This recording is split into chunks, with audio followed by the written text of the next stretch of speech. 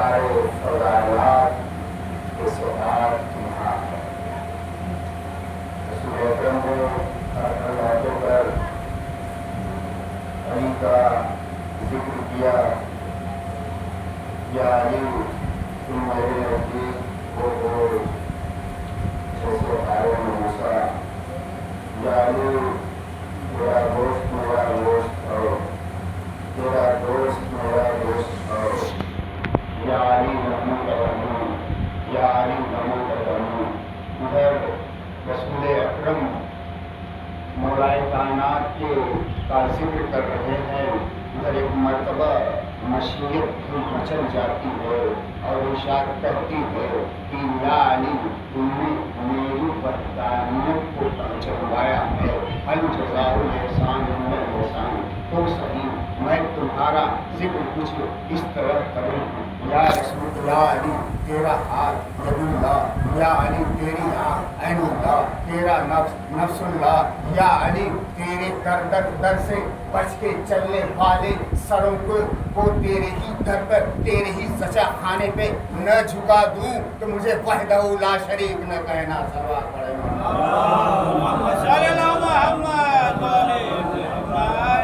رسول اکرم ارشاد فرما رہے ہیں علی یا سب الدین ہے، علی مظہر العجائب ہے۔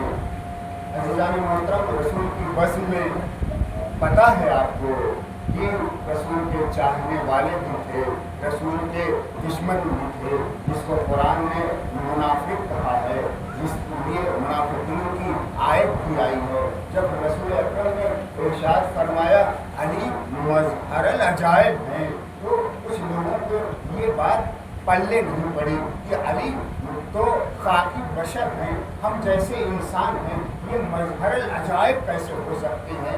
بہرحال منافقین نے آپس میں رائے و مشورہ کیا اور طے یہ پایا کہ کیوں نہیں رمضان کا وقت بھی ہے اور ہم ایک ہی وقت میں سارے لوگ جتنے لوگ ہیں علی کو افطار پہ دعوت دی جائے، اور افطار کا ایک وقت معین ہوتا ہے اور علی اب ادھر ادھر وقت نہیں کر سکتے کیونکہ روزے کا جو عین وقت ہوتا ہے اسی پر علی کو آنا پڑے گا۔ بہرحال سب نے جتنے بھی تھے سب نے اپنے منصوبے کے مطابق مولائے کائنات کو افطار پہ دعوت دی اور کہا کہ اب پتہ چل جائے گا۔ بہت زیادہ رسول اکرم علی کو بڑھاتے چلے جا رہے ہیں، بڑے بڑے فضائل بیان کرتے جا رہے ہیں۔ اب کل جب ہم بزم میں آئیں گے تو تم وہاں بیٹھنا، ہم یہاں بیٹھیں گے، یہ یہاں بیٹھے گا اور سب بتائیں گے کہ کب کہاں علی تھے۔ بہرحال دوسرا دن بھی آیا اور دربار سجا۔ بہرحال ایک اٹھا، کہا یا رسول اللہ کل علی میرے ساتھ افطار کیے۔ دوسرا بھی اٹھا، کہا کہ نہیں یہ جھوٹ بول رہا ہے، کل علی تو میرے ساتھ تھے۔ تیسرا بھی ایسے ہی کہا، چوتھا بھی ایسے ہی کہا علی میرے ساتھ تھے، پانچواں بھی، یہاں تک کہ سارے مجمع نے کہا علی تو میرے ساتھ کل افطار پہ تھے۔ ایک مرتبہ مشیت مچلتی ہے اور وہ جبریل امین کو بھیجتی ہے اور کہتی یا رسول اللہ، اے جبریل امین رسول اللہ سے جا کر کے کہہ دیجئے کل افطار پر علی میرے ساتھ تھے۔ اس کے بعد رسول اللہ نے کہا ارے علی کل افطار پر میرے ساتھ تھے۔ ایک مرتبہ در زہرا کا پردہ اٹھا اور آواز آتی ہے یا رسول اللہ کل علی میرے ساتھ افطار میں تھے۔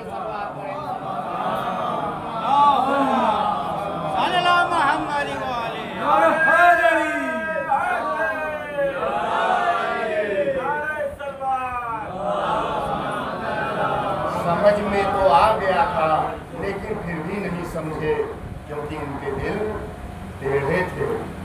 بہرحال ایک اور روایت امیر المومنین علی ابن ابی طالب علیہ السلام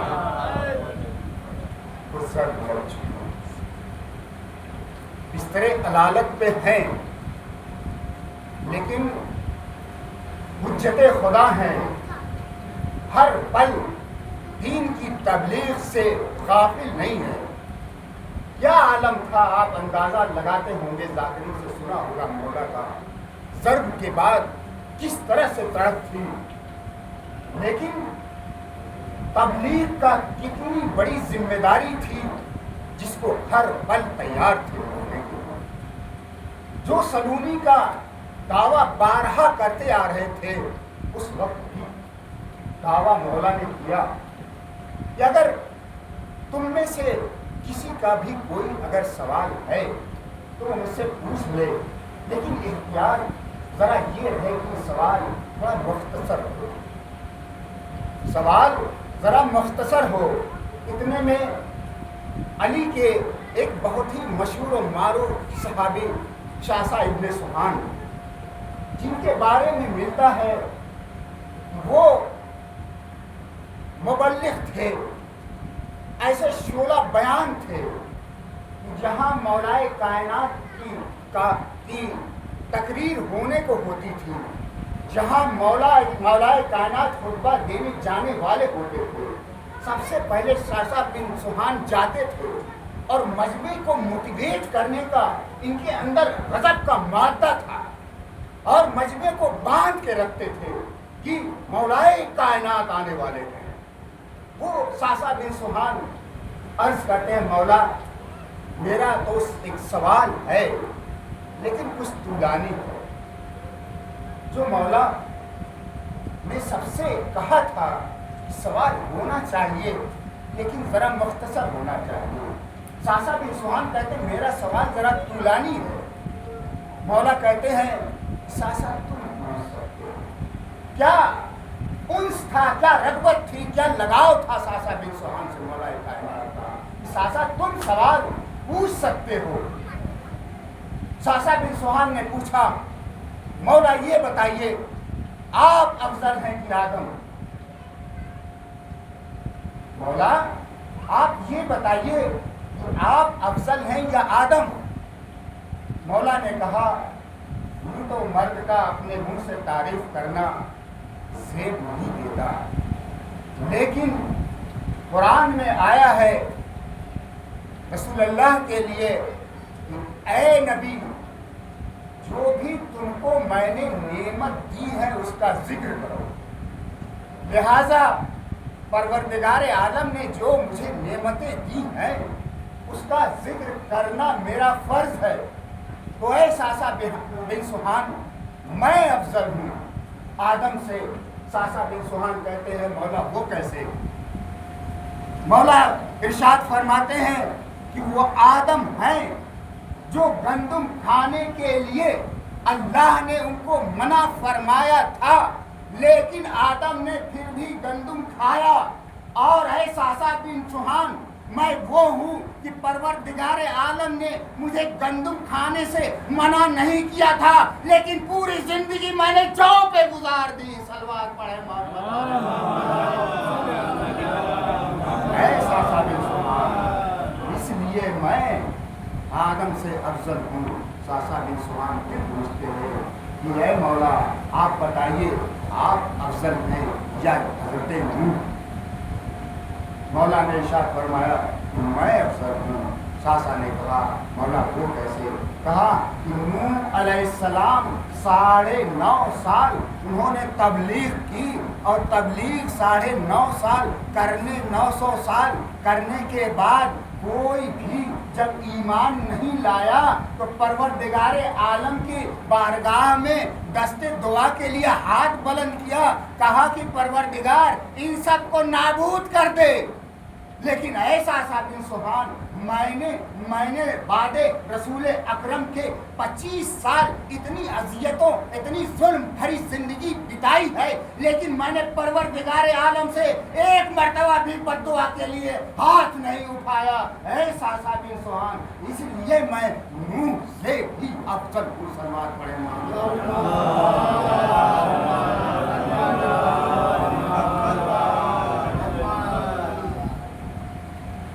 اس کے بعد شاسا بن سبحان کہتے ہیں اے مولا آپ بتائیے کہ آپ افضل ہیں کہ جناب ابراہیم؟ مولا نے کہا کہ میں افضل ہوں۔ सासा ने कहा वो कैसे? मौला ने कहा कि जनाब इब्राहिम वो है जिन्होंने परवरदिगार से दुआ की थी, परवरदिगार तू बता तू मुर्दे को जिंदा कैसे करता है?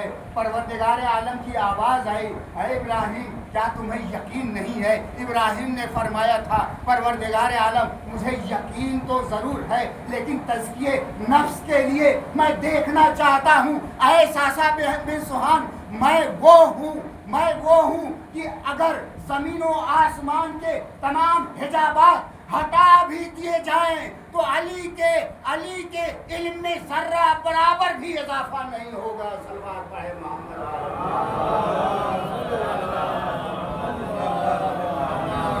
ऐसा साबित होगा, इसलिए मैं अफजल हूँ हज़रत इब्राहिम से। सासा बिन सुहान ने कहा, तो ऐ मौला आप बताइए कि आप अफजल हैं कि हज़रत मूसा? मौला ने कहा कि मैं अफजल हूँ हज़रत मूसा से। उसके बाद सुहान ने कहा बताइए वो कैसे? मौला ने कहा कि ऐसा साबिर सुहान, एक वक्त था कि परवरदिगार आलम ने मूसा को हुक्म दिया कि जाओ फिरौन को तबलीग करो, फिरौन की तबलीग करो, ये गुमराह हो गया है, ये भटक गया है, इसकी तबलीग के लिए जाओ। लेकिन जनाब मूसा ने परवरदिगार आलम से क्या कहा था? सासा बिन सुहान तुम्हें याद है? बताऊं तुम्हें।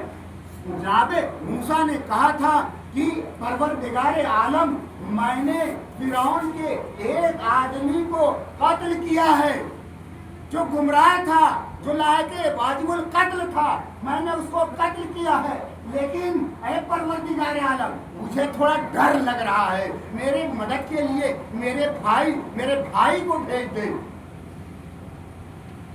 ऐसा बिन सुहान, मूसा वो है, जबकि मूसा के हाथ में एक मोजज़े थे, मूसा की हैबत मशहूर थी, मूसा की हैबत से फिरौन डरता था, मूसा के पास असा था। लेकिन फिर भी मूसा ने परवरदिगार आलम से दुआ की मुझे एक मददगार मेरे भाई को बना दे। लेकिन ऐ सासा बिन सुहान, मैं वो हूँ कि जब रसूल अकरम ने सूरह बरात की तबलीग के लिए मक्के में जब भेजा तो मैं खाली ज़िरा पहनना मुमकिन नहीं था, इसलिए कि खाने काबा में जाने के लिए एहराम बांधना पड़ता है, और जब एहराम जो भी बांधता है उसके साथ असलहा नहीं होना चाहिए, कोई हथियार नहीं होना चाहिए। ऐसा बिन सुहान, जब ये सूरह बरात की तबलीग के लिए रसूल अकरम ने मुझे मक्के में भेजा तो मैं एहराम की हालत में था, मेरे पास कोई हथियार नहीं था। जबकि ऐसा बिन सुहान, तुम्हें मालूम था पूरा मक्का मेरा दुश्मन था, कोई मक्का का घर ऐसा नहीं बाकी था जिसके बाप को, जिसके दादा को, जिसके बेटे को मैंने कत्ल न किया हो। ऐसा बिन सुहान, पूरा मक्का मेरा दुश्मन था, फिर भी मैं खाली हाथ एहराम की हालत में सूरह बरात की तबलीग के लिए गया, और जब गया तो पूरे मक्के वालों ने देखा अली आ रहे हैं, मेरे भाई का कातिल अली आ रहा है, मेरे बाबा का कातिल अली आ रहा है, मेरे नाना का कातिल अली आ रहा है। लेकिन किसी में हिम्मत नहीं थी कि जो शेर का रास्ता रोक सकता था। अली पहाड़ियों से उतरते हुए खाने काबा तक आए, खाने काबा की छत पे चढ़े, सूरह बरात का ऐलान किया, ऐ मुनकिरो, ऐ काफिरो, खाने काबा, खाने मक्का खाली कर दो, तुम नजिस हो, यहाँ तुम्हारे रहने की जगह नहीं है। मौला कायनात खाने काबा से उतरे तबलीग करने के बाद, जब उतरे तो मजमा पूरा भरा हुआ था, दुश्मन घेरे हुए थे। एक मर्तबा मौलाए कायनात ने मजमे की आंखों में देखा तो मजमे की आंखों में डर नजर आया, अपनी आंखों में देखा हिम्मत और शुजाअत नजर आई। अली इस तरह से खाने काबा से बाहर आए जिस तरह से कछार से एक शेर बकरियों के दरमियान निकलता है। अल्लाहुम्मा सल्ली अला मुहम्मद व आले मुहम्मद। या अली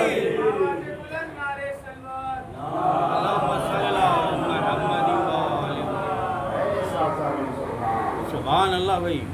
मैं अफसर हूँ जनाब मूसा से। उसके बाद साहब सुभान ने कहा,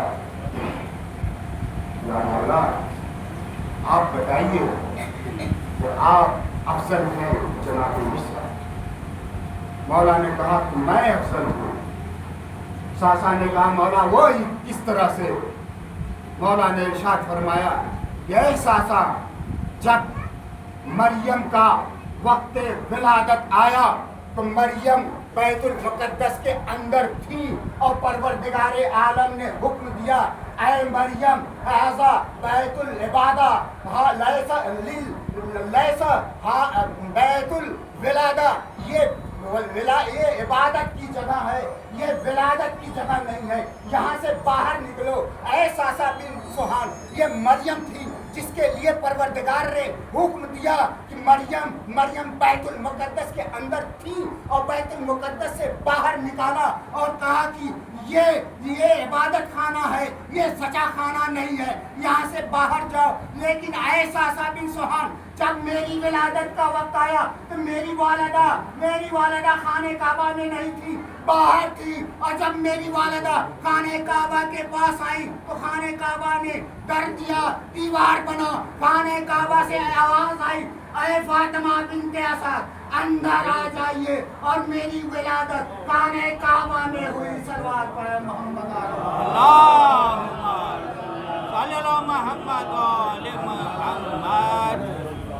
ऐसा सा बिन सुल्तान, वहाँ मरियम को ईसा की वजह से बैतुल मुकद्दस से निकाला गया था। यहाँ मेरी माँ फातिमा बिन्ते असद को खाने काबा में बुलाया गया था। सल्लल्लाहु अलैहि मोहम्मद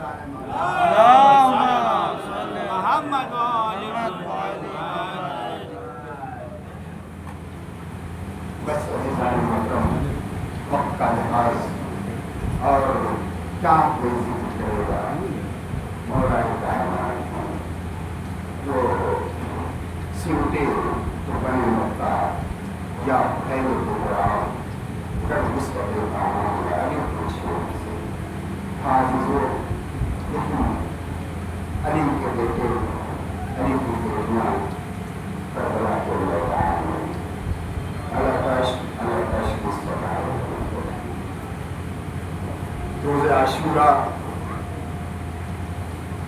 हर एक मुजाहिद हुसैन के सबसे पहले जान मिसाल करना चाहता है।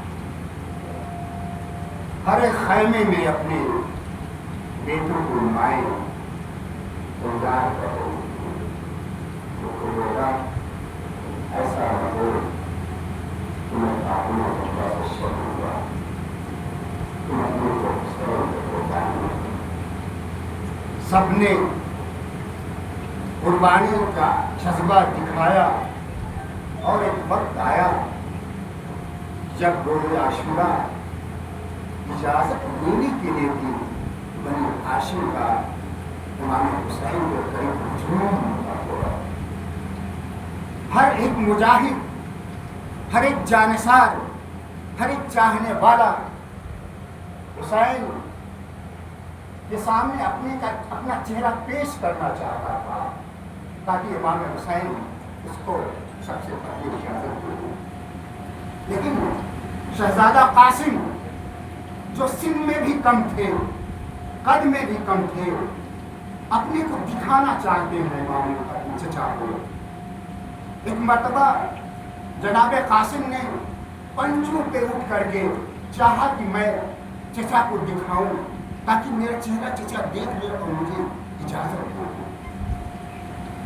इमाम हुसैन ने जैसे ही जनाब कासिम को देखा कि पंजों पे खड़े होकर के अपने को दिखाना चाहते हैं, मजबूर को चीरते हुए आए इमाम हुसैन जनाब कासिम को सीने से बताया और कहा कि कासिम तुम मेरे भाई के निशान हो।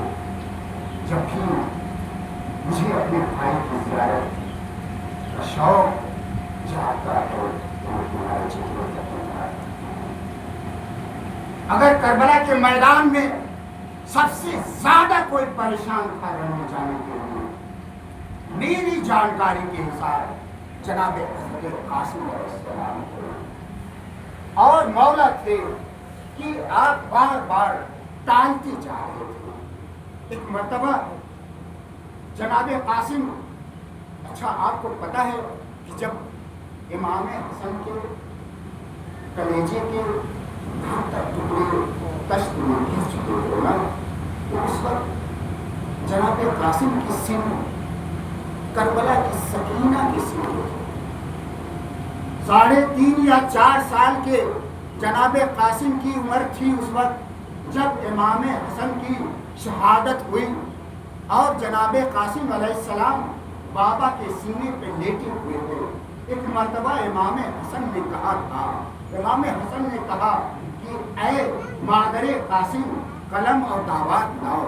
इमाम हसन ने कलम और कागज मंगा करके कागज पे लिखा था, क्या लिखा था कि ऐ बेटा कासिम, जब भी तुमको मेरी याद आए, जब भी तुम मुसीबत में गिरो, तो ये तावीज़ खोल करके देख लो। वो तावीज़ बांधा था उम्मे फरवा ने। बहरहाल ये करबला का मंजर पेश आया और जनाब कासिम परेशान हुए। कभी खाने की कुछ इजाजत नहीं होती, कभी जनाब अब्बास के खिदमत में जाते हैं, क्यों में जाते। जनाब अब्बास आपके उस्ताद थे, आपने तलवार चलाना सिखाया था। जनाब अब्बास के उस्ताद जनाब हसन अलैहिस्सलाम थे। और जब जनाब कासिम ने चचा से कहा, चचा मुझे इजाजत दिलवा दीजिए, हज़रत अब्बास ने क्या कहा था, अगर मुझे इजाजत मिल जाती तो क्या मैं पहले। कासिम मायूस हो जाते हैं। एक मर्तबा माँ उम्मे फरवा के खैमे में आते हैं और रोने लगते हैं। उम्मे फरवा को उस आखिरी वक्त का इमाम हसन की वसीयत याद आती है, और तावीज़ याद आती है जो तावीज़ बांधा था शानों पर। और जैसे ही उम्मे फरवा ने तावीज़ खोली और कहा, बेटा ये तावीज़ तुम्हारे बाबा ने इसी वक्त के लिए तहरीर फरमाई थी, बांधी थी कि जब तुम्हें मेरी याद आए, जब तुम पर मुसीबत आए तो इस तावीज़ को खोल लेना, इसमें तुम्हारा हल निकलेगा। जैसे ही उम्मे फरवा ने कासिम के बाजू से तावीज़ खोली, उस पे लिखा था, तावीज़ को चूमा, उस पे लिखा था कि ऐ बेटा कासिम, जब भी मेरे भाई इमाम हुसैन पे आखिरी वक्त पर जरूरत पड़े तो तुम अपनी जान की कुर्बानी दे देना। अब ये सुनना था कि उम्मे फरवा ने अपने दुपट्टे को सर पे रखा, कासिम का हाथ पकड़ा, इमाम हुसैन के खैमे में तशरीफ लाए। अरे इमाम हुसैन अपनी कुर्सी से खड़े हो जाते हैं। अरे भाभी उम्मे फरवा, आपने क्यों ज़हमत किया, मुझे हुक्म दिया होता मैं आ जाता।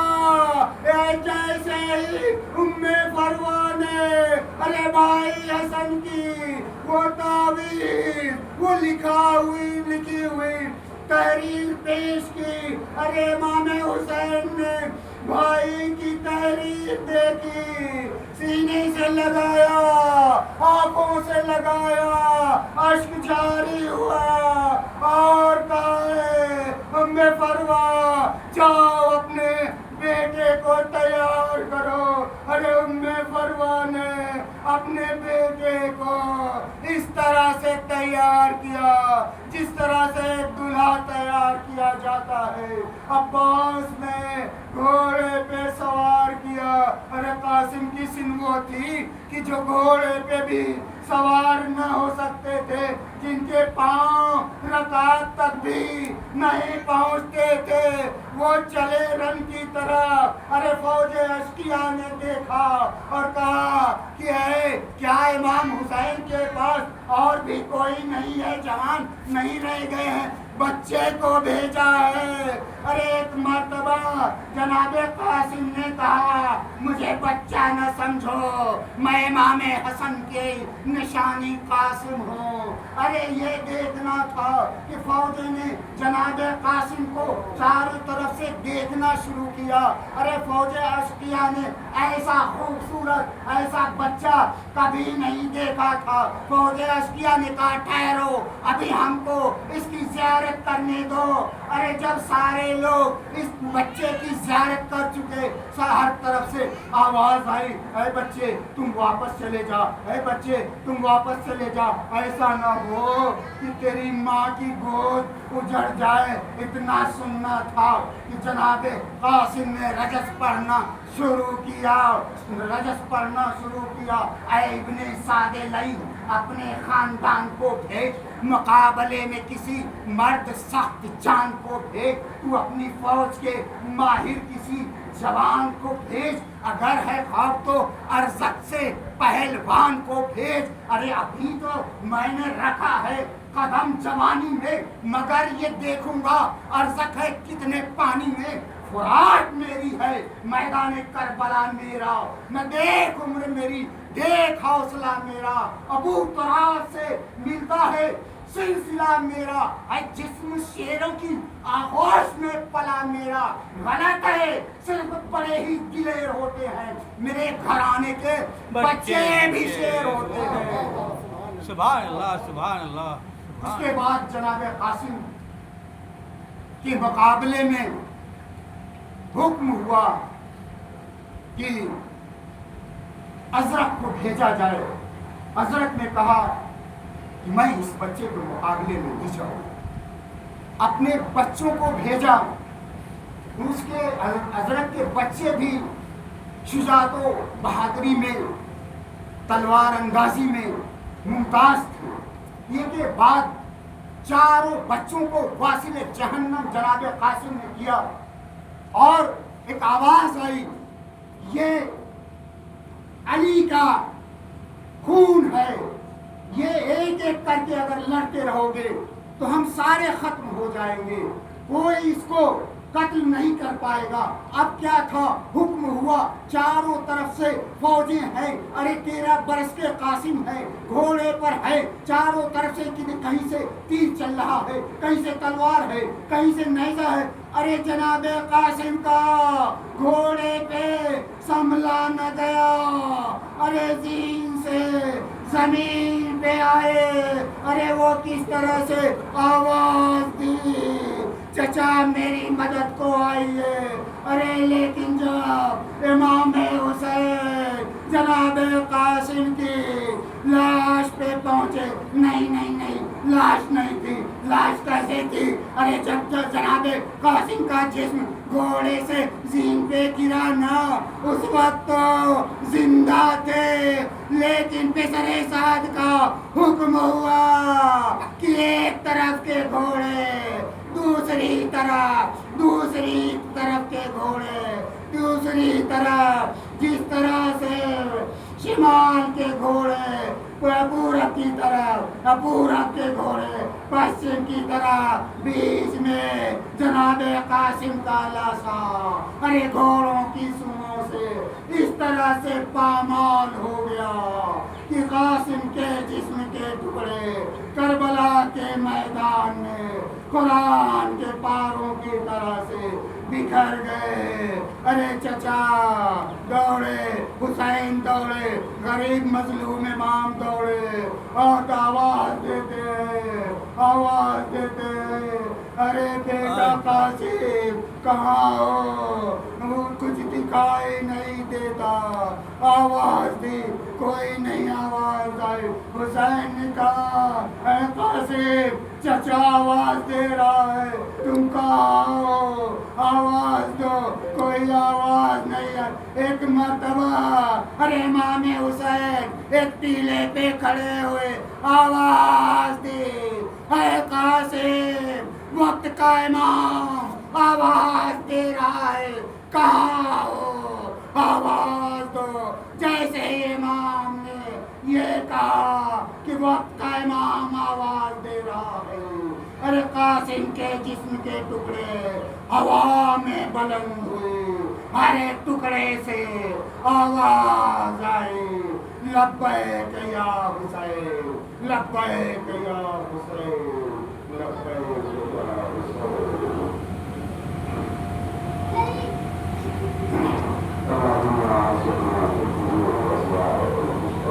اللہ آمین۔